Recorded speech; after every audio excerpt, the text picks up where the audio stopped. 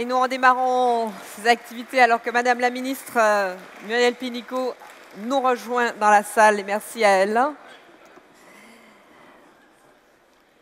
Merci beaucoup. Alors, pendant que Madame la ministre salue les vice-présidents et présidents de l'U2P, je vous rappelle que vous pouvez participer toujours au débat par SMS. Vous allez voir s'afficher le numéro de téléphone. Il faut de nouveau se connecter, c'est-à-dire que là, quand on me dit dans la salle qu'on ne m'entend pas, hein, mais bon, c'est pas grave, je ne suis pas celle qu'il faut le plus entendre. Oui, je sais bien, mais je leur parle et ils ne m'entendent pas non plus, apparemment. Bon, en même temps, vous n'êtes pas venus pour moi, vous n'êtes pas venus pour écouter moi. Alors, je crois que vous m'entendez là. Donc je disais, pendant que Madame la ministre, bonjour et merci d'être des nôtres, arrive tranquillement, que vous pouvez continuer à participer par SMS au débat. J'espère que les ateliers se sont bien passés. Il faut vous reconnecter puisqu'on a fait une pause pendant les ateliers. Si vous voulez envoyer un SMS, donc remettre le mot dièse rencontre. Je vais demander aux vice-présidents, alors ils sont 5 cette fois, on sera au complet, aux vice-présidents de nous rejoindre Patrick Liebus, Michel Chassan, Joël Mauvigné, Pierre Martin et Bernard Stelter, qui nous rejoignent sur scène. Vous vous remettez aux mêmes places. Alors, Monsieur Stelter, vous irez tout au bout.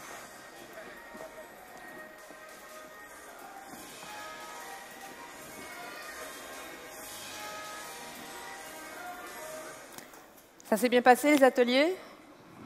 C'était intéressant? Vous êtes encore avec nous, là?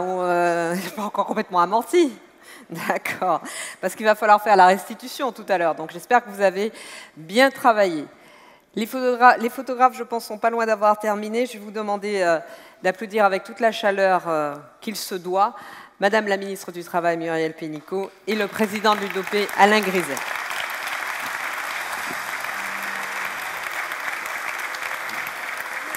Bienvenue. Installez-vous ici pour le moment. Président, c'est à vous.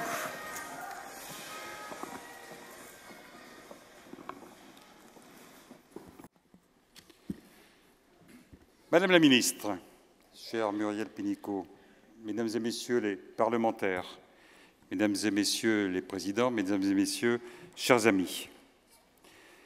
Merci, Madame la ministre, d'être parmi nous aujourd'hui. Vous avez devant vous l'ensemble des responsables nationaux et territoriaux qui représentent les 2 300 000 entreprises artisanales, commerciales et libérales. Vous savez, Madame la ministre, nous sommes des interlocuteurs exigeants, mais constructifs. Notre objectif est simple et connu.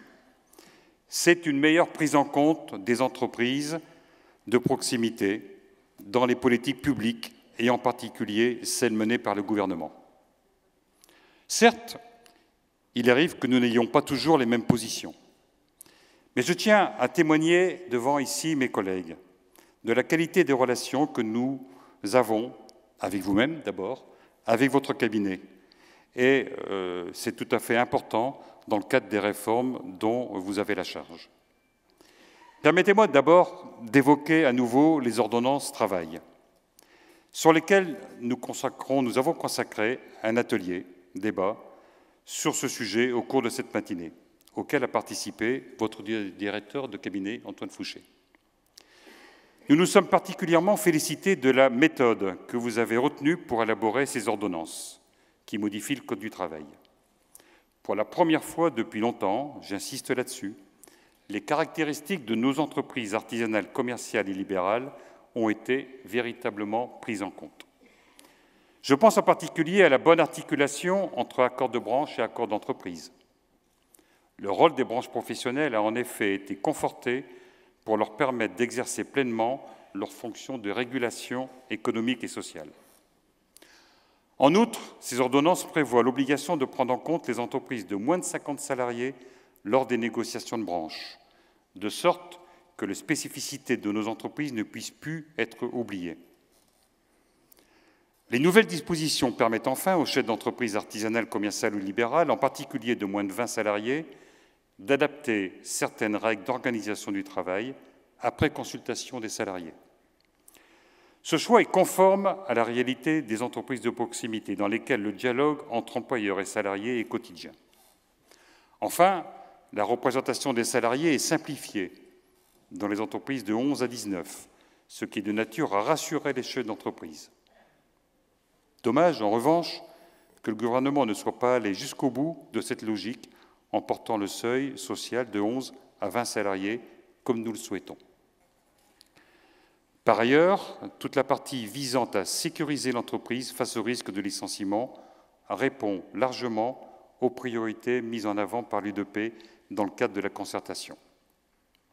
Ainsi, l'instauration d'un plancher tenant compte de la taille de l'entreprise et d'un plafond d'indemnisation des licenciements irréguliers ou sans cause réelle et sérieuse évitera de mettre en péril certaines entreprises de proximité trop lourdement condamnées par rapport à leur capacité financière et mettra fin à des inégalités de jugement inacceptables d'une région à l'autre.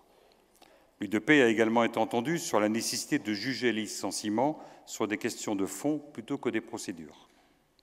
Cette disposition était indispensable pour nos entreprises qui doivent faire face à la complexité du droit du travail alors qu'elles ne disposent pas de services juridiques internes. À peine ce chantier des ordonnances travail terminé, vous avez engagé la réforme de la formation professionnelle et de l'apprentissage dans le cadre des orientations annoncées par le Président de la République. Vous le savez, Madame la Ministre, l'importance de l'apprentissage pour nos secteurs d'activité, puisque les entreprises représentées par l'UDP forment plus de la moitié des apprentis en France. C'est grâce à l'apprentissage et plus largement à la professionnalisation que nous préparons nos futurs salariés, dont un certain nombre deviendra chef d'entreprise. Nombre de nos propositions se traduisent aujourd'hui dans la loi. En particulier, la mise en place d'un prépa-apprentissage, l'assouplissement des dates d'entrée en apprentissage, la simplification pour les entreprises de la rupture du contrat ou encore un meilleur fléchage des aides en direction des plus petites entreprises. Comme nous le demandions, les branches professionnelles se voient confier plus de responsabilités dans l'élaboration des diplômes, mais aussi dans la définition des coûts au contrat. Pour que cette réforme soit une réussite, il faudra que plus de jeunes soient orientés vers l'apprentissage, ce qui constitue une voie d'excellence et surtout la meilleure garantie pour trouver un emploi. Si la création d'une aide unique pour les entreprises qui forment des apprentis constitue une très bonne mesure, vous le savez, nous regrettons qu'elle soit limitée au niveau inférieur ou égal au baccalauréat, en particulier pour les entreprises de moins de 20 salariés. De même, vous le savez, Madame la Ministre, nous pensons qu'il fallait supprimer le lien entre l'âge de l'apprenti et sa rémunération. Ceci est contraire à l'objectif que nous partageons, Madame la Ministre, d'élever les niveaux de qualification. La réforme confirme également la mutualisation des moyens en matière de formation professionnelle continue, en direction des salariés des entreprises de moins de 50 salariés. Nous serons particulièrement vigilants pour que cette disposition se concrétise dans de bonnes conditions lors de sa mise en œuvre. C'est pourquoi, comme vous le savez, Madame la Ministre, l'UDP a engagé des travaux dès le début de cette année pour créer un opérateur de compétences dans les champs de l'artisanat et des professions libérales. En effet, vous avez décidé de réformer de manière radicale, c'est vous qui l'avez indiqué, la gestion du financement de la formation professionnelle et de l'apprentissage, notamment par la transformation des OPCA en opérateurs de compétences, les OPCO, et en réduisant leur nombre.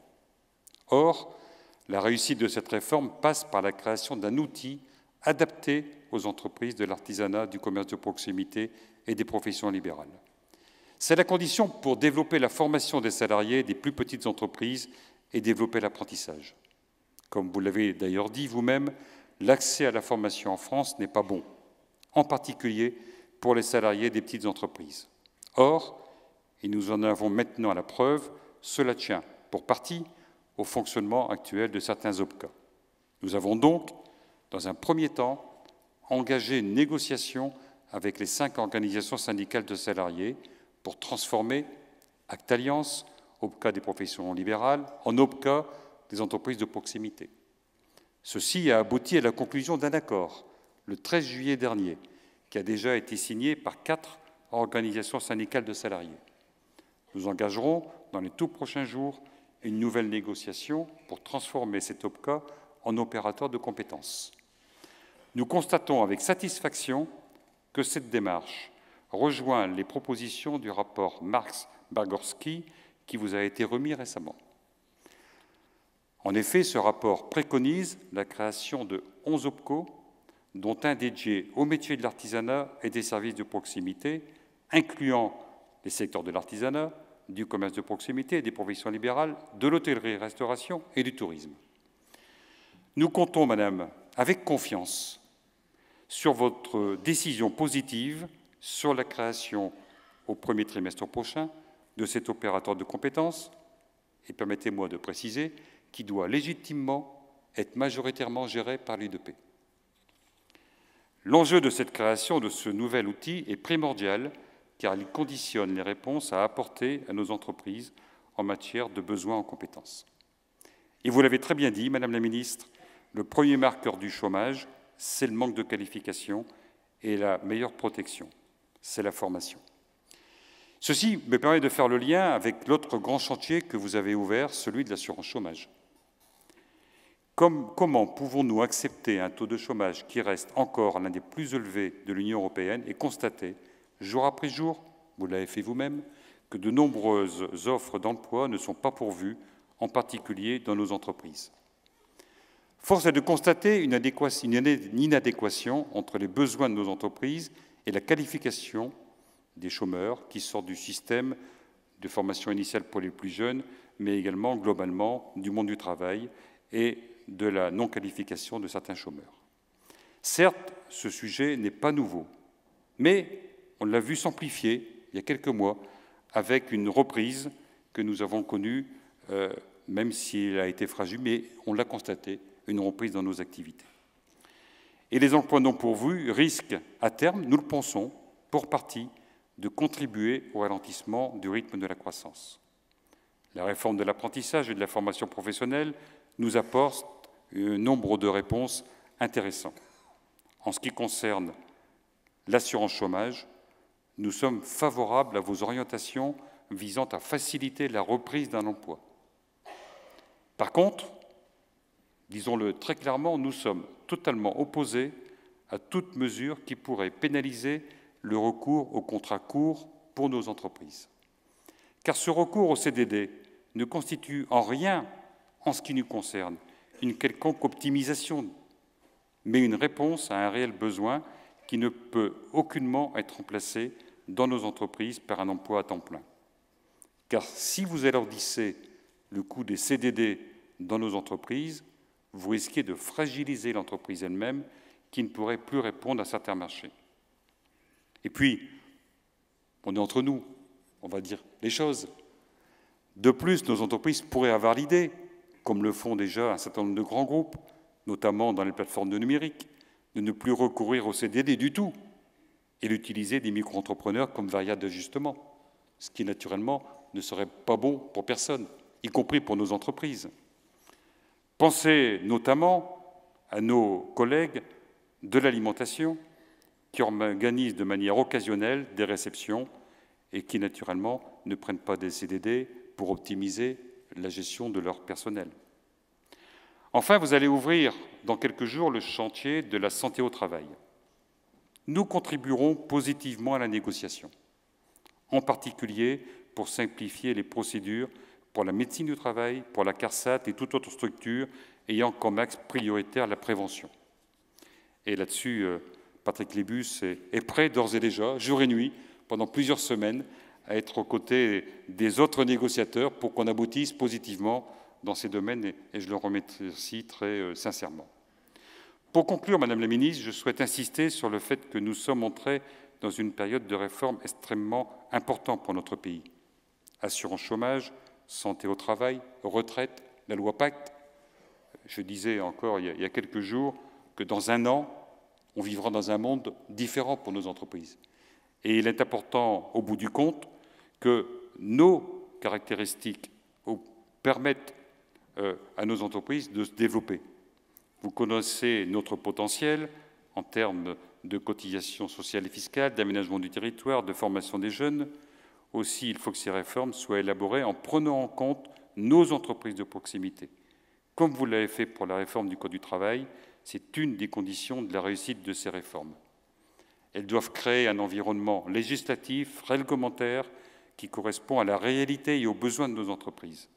C'est à ces conditions que le chômage pourra véritablement reculer et que notre pays retrouvera le chemin d'une croissance. En tout cas, c'est notre objectif. Merci de votre attention.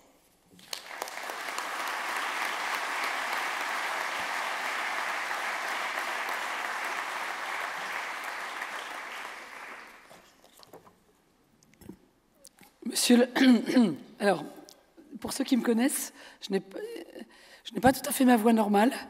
J'espère que les micros vont être suffisamment efficaces pour que vous m'entendiez. Et je m'excuse par avance pour vos oreilles qui vont être un peu écorchées par ma voix un petit peu enrhumée. Voilà.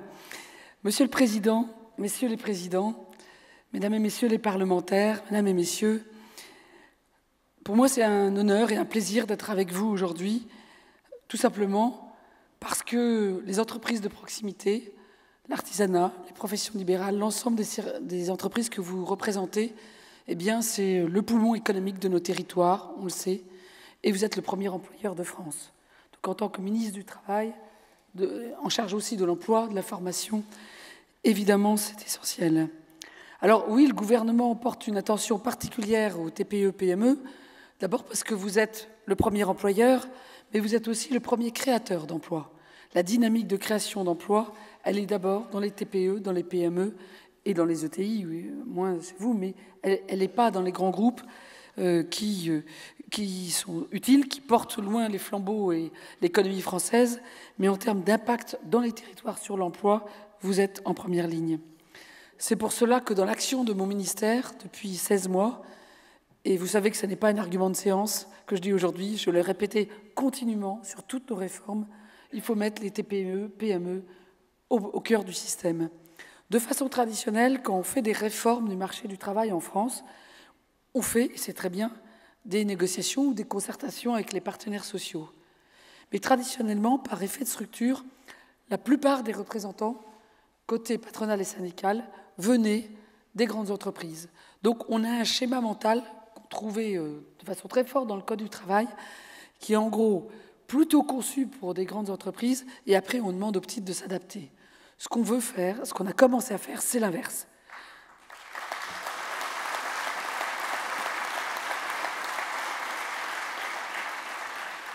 Si nos lois, si nos contextes, notre environnement, nos règles ne fonctionnent pas pour des TPE-PME, ça n'a aucun sens, puisque c'est elles qui portent l'emploi et l'emploi de demain.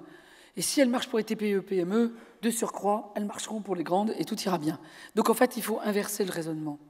Alors on a commencé à le faire d'abord de façon assez obsessionnelle pour moi, dans ce que j'appelle l'acte 1 de la réforme du marché du travail, qui sont les ordonnances pour le renforcement du dialogue social.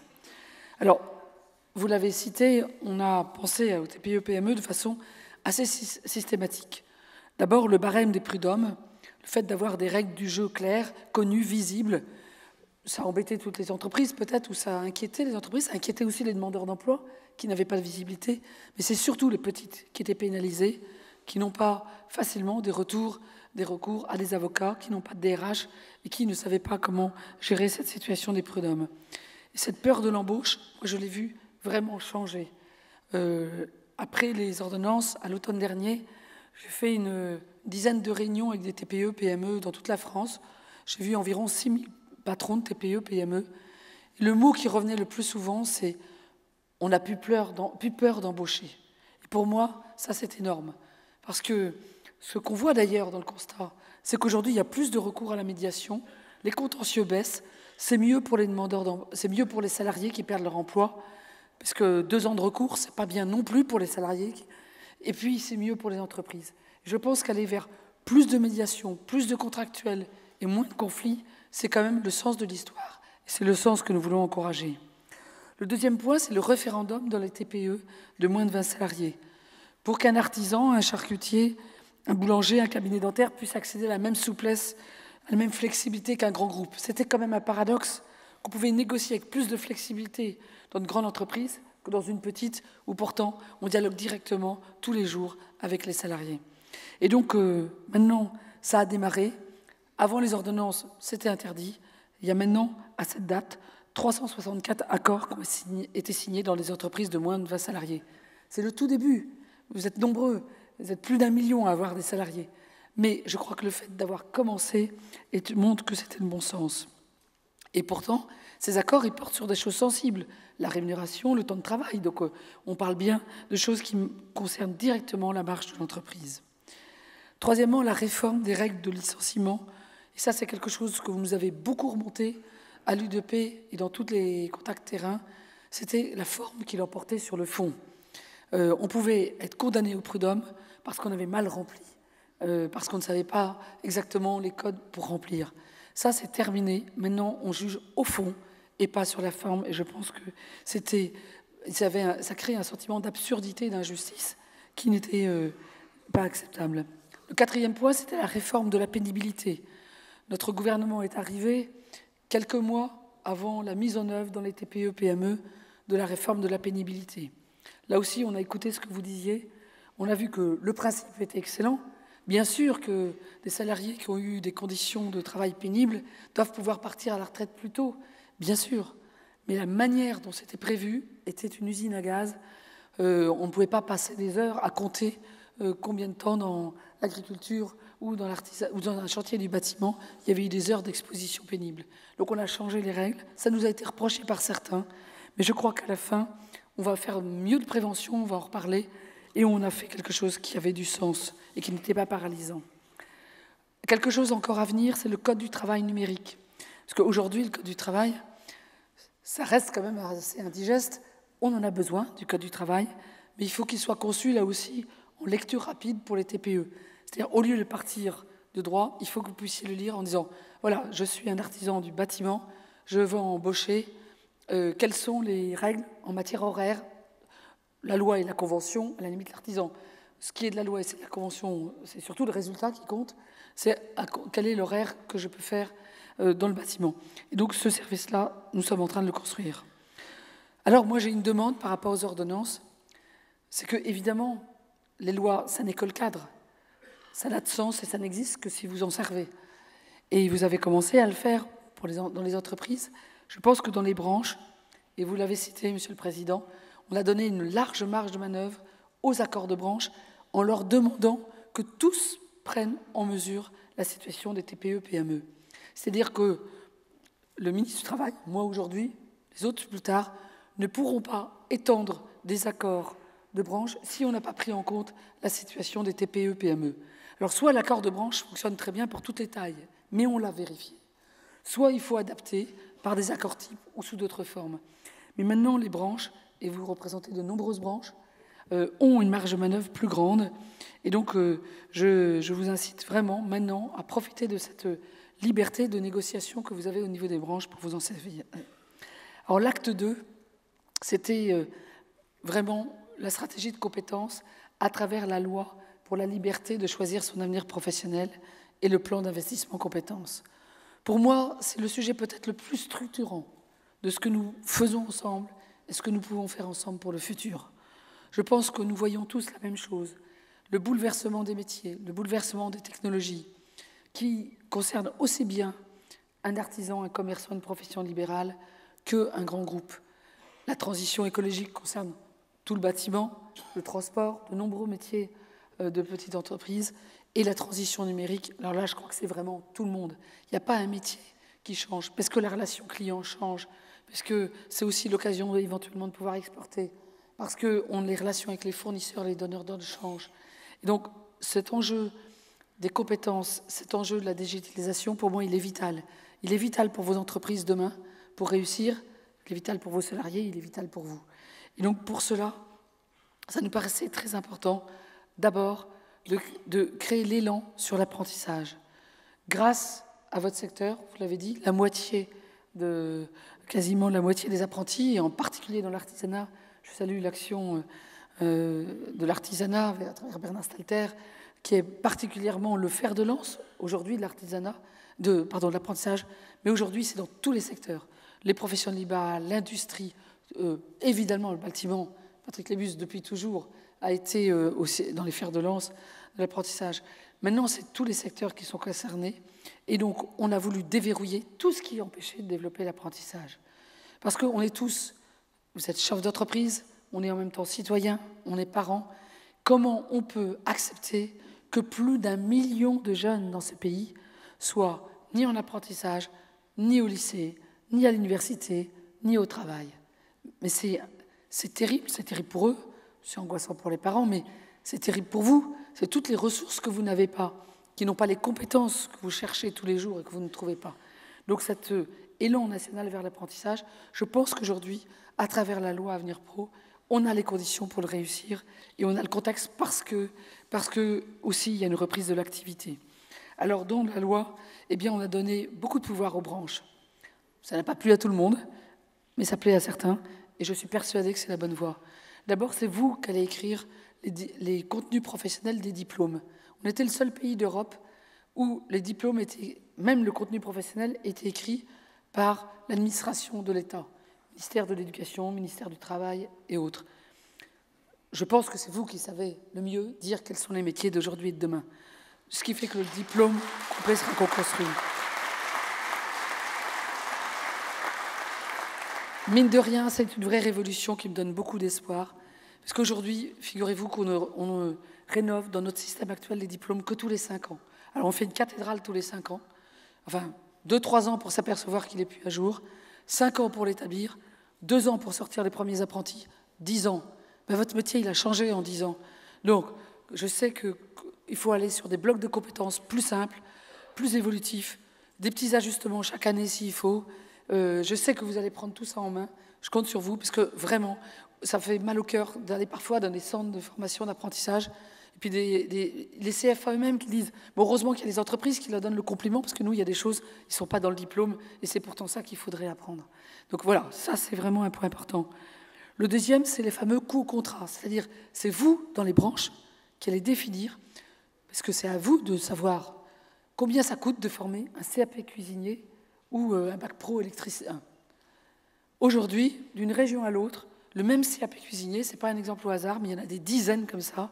Eh bien, certaines régions donnent 2 500 € pour former un cuisinier par an, matière d'œuvre compris. Moi, je ne sais pas comment on fait de la qualité à ce prix-là. Et puis, il y a une autre région qui va aller à 14 000 €. Là, ce n'est peut-être pas tout à fait nécessaire. Eh bien, c'est vous, sur la base de tous les éléments qu'on a, qui allez dire, ben, voilà, un CAP cuisinier, on sait combien ça coûte, et les CFA, automatiquement, dès qu'un jeune d'une entreprise signe un contrat, il reçoit le financement. L'entreprise n'a pas le souci que le financement n'existe pas. Ensuite, évidemment, un élément essentiel, c'est toute l'évolution des métiers, mais j'y reviendrai dans la formation. Alors oui, vous êtes au centre de la réforme aussi pour les aides. Jusqu'ici, il y avait 4 aides. Alors je suis sûre que grande partie des entreprises de proximité ne les connaissaient pas toutes. 4 aides, dont un crédit d'impôt, 3 aides financières financées par l'État, dont 2 distribuées par les régions, 4 guichets. Voilà. Ça, comme ça, une fois qu'on a dit ça, on est à peu près sûr que tout le monde n'a pas l'aide. Donc, on va faire quelque chose de très simple. Une seule aide pour toutes les entreprises de moins de 250 salariés. 6 000 € la première année, 3 000 € pour toutes les entreprises qui accueillent un jeune en CAP ou Bac Pro. J'ai entendu le message sur les BTS pour les petites entailles. Ce n'est pas ce qui est écrit dans la loi, parce qu'on a voulu faire sans augmenter les cotisations. Et on a suivi les partenaires sociaux là-dessus. Bon, c'est quelque chose qu'il faudra peut-être regarder dans le futur. Mais on ne voulait pas augmenter non plus les prélèvements obligatoires tout en augmentant le nombre d'apprentis. C'était une contrainte qu'on s'était donnée.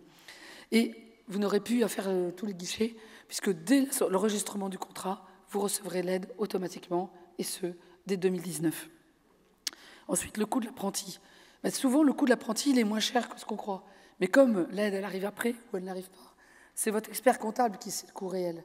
Mais vous ne le savez pas, parce que vous voyez déjà ce que vous déboursez, puis quelques mois après, il y a une aide qui arrive. Là, vous allez voir direct, parce que vous allez recevoir de l'URSSAF l'aide tous les mois. Donc ça va se déduire directement de la feuille de paye.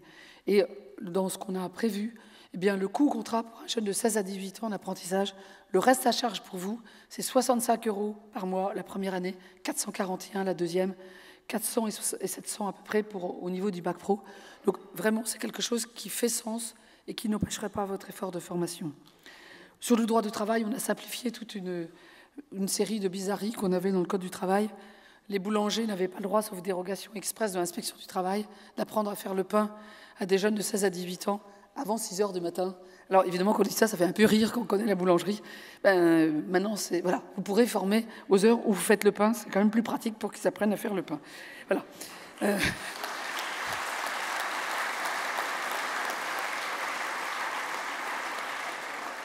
On avait quelques sujets aussi dans le bâtiment, quelques sujets pour les marins-pêcheurs, parce qu'il se trouve qu'il y a des ports où, mais ça c'est plus chez les agriculteurs, mais voilà, la marée fait que c'est plus que 8 heures, il faut pouvoir travailler.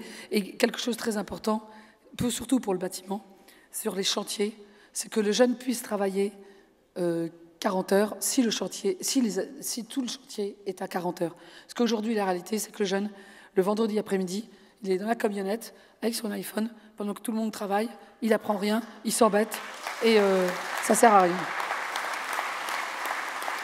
Alors bien sûr, la semaine, bien sûr, ça sera des heures supplémentaires, payées comme heures supplémentaires, les compensations, tout ça, bien sûr. Et la semaine en CFA, elle restera la semaine en CFA, mais je pense que ça, c'est un peu du bon sens. En fait, on a mis du bon sens dans la loi. Ensuite, alors, sur la réforme de la formation professionnelle, je disais l'enjeu de l'évolution de la digitalisation, de la transition numérique, de l'évolution de vos métiers, de l'évolution de la relation client, de l'évolution des attentes des clients. Tout ça, c'est essentiel. Et puis, il y a tellement de métiers qui changent. Je ne vais pas citer toutes les professions libérales, mais franchement, il y a des changements majeurs dans beaucoup de professions libérales aussi. Donc, c'est essentiel. Or, aujourd'hui, malgré 30 ans de mutualisation et de gestion paritaire, je regrette de dire que seulement un tiers des salariés de TPE, PME accèdent à la formation chaque année. C'est 2 fois moins que dans les autres entreprises. Et ça, c'est dangereux. C'est dangereux pour ces salariés qui n'ont pas les qualifications du futur, mais c'est dangereux pour vos entreprises, parce que ça veut dire qu'il n'y a pas assez l'évolution de qualification dont vous avez besoin pour faire réussir vos entreprises. Alors, c'est pour ça qu'on a maintenu une mutualisation pour les entreprises de moins 50 salariés, mais on a fait plus que ça dans la loi. On a prévu une solidarité financière des grandes entreprises vers les TPE, PME. Parce qu'il faut bien dire une chose, c'est si vous versiez aux mêmes OPCA, mais que vous bénéficiez moins de la formation, ça veut dire finalement que la mutualisation était à l'envers, de fait, puisque les grandes entreprises bénéficiaient en moyenne plus que ce qu'elles avaient mis, et les TPE en moyenne moins que ce qu'elles avaient mis dans l'OPCA, ce qui est évidemment pas le sens de la solidarité qui est nécessaire. Et donc pour cela, maintenant, la solidarité financière, il y aura une cotisation de toutes les entreprises vers les TPE-PME qui permettra d'augmenter le champ de ce qui est possible. Une simplification des aides. Il y a 57 types de collecte aujourd'hui entre la formation et l'apprentissage et tous les dispositifs autour. Mais il n'y en aura plus qu'une, ça sera l'URSSAF, et comme ça sera beaucoup plus simple. Sur le travail détaché, je voulais dire aussi que la directive détachée, on a veillé à ce que travail égal, salaire égal, sur le même lieu de travail, ça soit réel. Et ça, c'est franchement le combat de notre gouvernement, le combat de la France. On a rallié les autres pays, ce n'était pas gagné d'avance. On est arrivé un 17 mai, on devait signer le 15 juin la directive détachée, l'évolution qui ne protégeait pas vraiment, parce qu'elle n'intégrait pas dans la comparaison, notamment les primes. Donc, ce qui fait qu'en fait, on considère qu'il y avait toujours du dumping social avec des entreprises qui arrivaient d'un autre pays et qui avaient vraiment des conditions de concurrence qui n'étaient pas égales aux vôtres. Donc ça, on l'a réglé, je dirais, dans ce combat de la directive détachée. La loi de transposition sera en 2019, mais d'ores et déjà, on en tient compte quand on regarde le droit du travail. Je pense que c'est très important, de même que la lutte contre le travail illégal et la fraude au travail détaché. Le travail détaché, c'est bien si les compétences n'existent pas et qu'on va les chercher, c'est pas mal en soi. Enfin, il y a beaucoup de fraude, il y a des systèmes organisés, et donc là, c'est des priorités du contrôle de l'inspection du travail. Pour une fois, vous allez aimer l'inspection du travail, si vous me permettez. Un peu d'humour. Alors, ensuite, dans nos grands chantiers à venir, eh bien, il y a l'assurance chômage et la santé au travail. L'assurance chômage, c'est important parce que c'est le 3e acte de la réforme du marché du travail. C'est important que les règles soient adaptées au contexte d'aujourd'hui. Le contexte d'aujourd'hui, c'est qu'on recrée de l'emploi en France. On a créé 288 000 emplois nets en France l'année dernière. On est sur une tendance de 170 000 emplois cette année. Et si on n'avait pas le problème du gap de compétences, on en créerait plus. Parce qu'on sait qu'une entreprise sur 2 qui recrute dit qu'elle a des difficultés de recrutement. Et la plupart du temps, pas uniquement, mais c'est le sujet des compétences. et aussi le juger des mobilités et des règles de l'assurance chômage. Donc il faut que les règles de l'assurance chômage incitent au retour à l'emploi et à l'emploi le plus stable possible. Et là, je sais que nous avons des débats sur les contrats courts. Le contrat court, c'est tout à fait logique et nécessaire s'il y a un surcroît inopiné de charge de travail. Et très souvent, d'ailleurs, que ce soit un CDD ou un intérim, dans ces cas-là, ça permet de repérer des gens aussi, et puis qu'ils aient accès à l'emploi. Je regardais l'autre jour, dans l'intérim, pour les personnes en situation de handicap qui souvent n'accèdent pas à l'emploi, eh bien 70% sont embauchés en CDI après. Donc le CDD et l'intérim, ça peut être un tremplin vers l'emploi, en même temps que la gestion de la surcroît de main-d'œuvre. Donc il ne s'agit pas de bannir les contrats courts, mais on est le pays européen de loin qui a le recours le plus aux contrats courts dans des proportions qui sont un peu alarmantes, puisque près de 9 embauches sur 10 sont en CDD, en intérim. Vous savez, j'ai aussi l'expérience d'entreprise, ce n'était pas les mêmes types d'entreprises, mais quand on n'a que des CDD ou des intérims dans une société, les problèmes de qualité produits, les problèmes de sécurité au travail, et on ne forme pas aussi bien, eh bien à terme, c'est dangereux aussi en management des entreprises. Donc je pense qu'il faut qu'on ait une régulation plus fine. Aujourd'hui, on peut faire des groupements d'employeurs, on peut faire du CDD intérimaire, on a des manières de gérer à plusieurs cette flexibilité, et puis par les ordonnances, vous pouvez aussi négocier de la flexibilité interne, aménager le temps de travail dans l'année en fonction de la charge de travail. Donc on a des leviers, c'est pas comme si on n'avait pas de levier, mais je pense que c'est important, et vous verrez dans les simulations, quand vous allez travailler dessus entre partenaires sociaux, je ne veux pas interférer dans cette négociation, c'est la négociation des partenaires sociaux, mais qu'aujourd'hui, si on mettait en place un système bonus-malus, c'est les petites et moyennes entreprises qui seraient les bénéficiaires, car vous verrez que le recours massif à l'intérim, il est beaucoup plus grand dans les grandes entreprises que dans les petites. Donc regardez attentivement, car la précarité qui est pénalisante pour le système, mais elle est aussi pénalisante pour des entreprises qui, elles, essaient de gérer au mieux. Bien sûr, il faut du recours au contrat court. Ce n'est pas le contrat court qu'on va taxer. C'est le fait d'en faire un système de gestion massif, qui est le cas de certaines entreprises et pas d'autres. Et ce n'est vraiment pas le cas général. Mais dans ces cas-là, il faut savoir aussi que ça pèse beaucoup sur le déficit de l'assurance chômage. Cette inflation des contrats courts qui a complètement explosé depuis 10 ans, faute aussi de flexibilité interne à l'entreprise, ce n'était pas possible avant, ça coûte 8 milliards de déficit, 8 milliards d'euros de déficit. Ça veut dire que ça met en danger le régime d'assurance chômage. Ça veut dire que si on a une prochaine crise, dans 5 ans ou dans 10 ans, il n'y aura que 2 solutions. Baisser drastiquement les droits des chômeurs ou augmenter drastiquement les cotisations des entreprises. Eh bien, moi, je souhaite ni l'un ni l'autre. Parce que je pense que c'est bien qu'on ait un système de protection solide dans ce pays. Ça fait partie de notre modèle social. Il faut qu'il soit incitatif au retour à l'emploi. Il y a des règles qui, aujourd'hui, n'incitent pas au retour à l'emploi. Vous le vivez. Donc ça aussi, il faut les modifier. Mais il faut qu'on ait un système solide. Pour qu'il soit solide, il faut aussi qu'il permette que les entreprises qui ont une gestion, je dirais, équilibrée et dynamique dans l'emploi ne soient pas pénalisées par quelques-uns qui, eux, ont créé un système de gestion quasi permanent. Et je crois que là-dessus, c'est notre responsabilité à tous.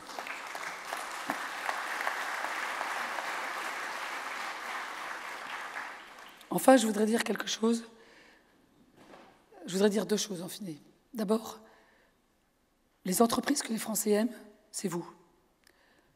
Je ne sais pas comment, mais tout ce que vous faites pour parler de vous, pour attirer les jeunes, vous avez une bonne image. Alors, c'est parfois injuste pour les grandes entreprises, mais c'est comme ça.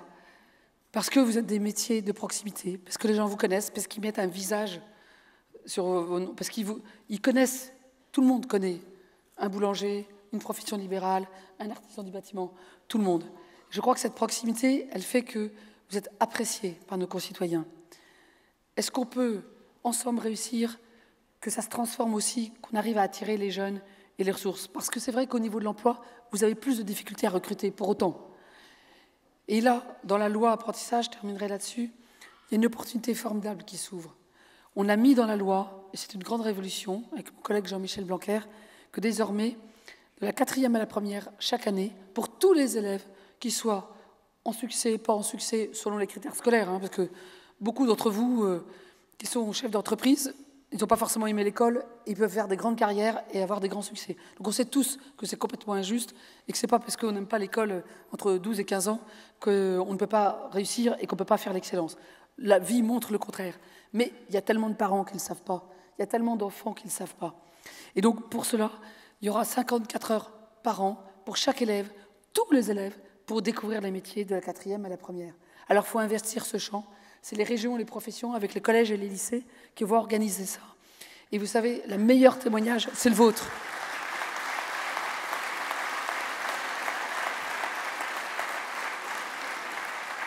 Ce n'est pas la fiche sur un papier qui va les convaincre des métiers.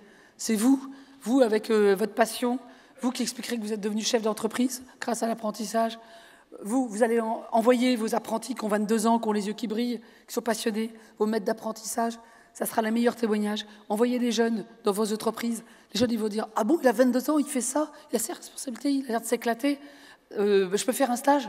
Voilà. Et donc, je crois que là, on a quelque chose. On peut changer les mentalités, enfin, sur l'apprentissage, mais à travers l'apprentissage, sur le travail et sur l'artisanat et les petites entreprises de services de proximité. Donc, prenons l'apprentissage comme un levier formidable pour faire découvrir vos entreprises, attirer vers vos métiers et enfin reconnaître l'excellence qui est la vôtre. À vous de jouer.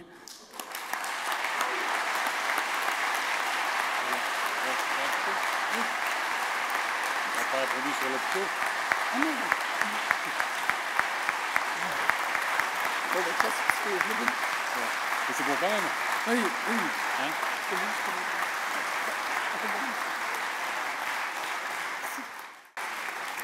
Merci beaucoup, merci Madame la Ministre, merci Alain Griset, président de l'UDP, merci à tous les vice-présidents. Je vais vous laisser rejoindre la salle. C'est la fin de la première grosse partie de la journée. Peut-être que vous pouvez vous rapprocher de Madame la Ministre pour une photo de groupe, quand même. Puis c'est... Ouais, vous avez vu, on a parlé de parité tout à l'heure, hein. Madame la Ministre, on a parlé de parité tout à l'heure. Vous voyez que là aussi, il y a un petit effort à faire.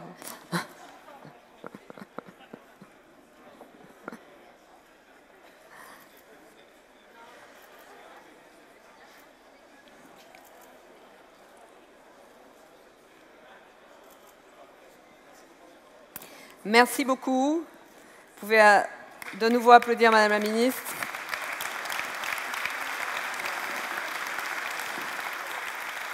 Un petit jingle. On se retrouve après la pause déjeuner, si vous le voulez bien. Soyez à l'heure au retour de la pause, parce qu'on a encore beaucoup de choses à faire ensemble cet après-midi.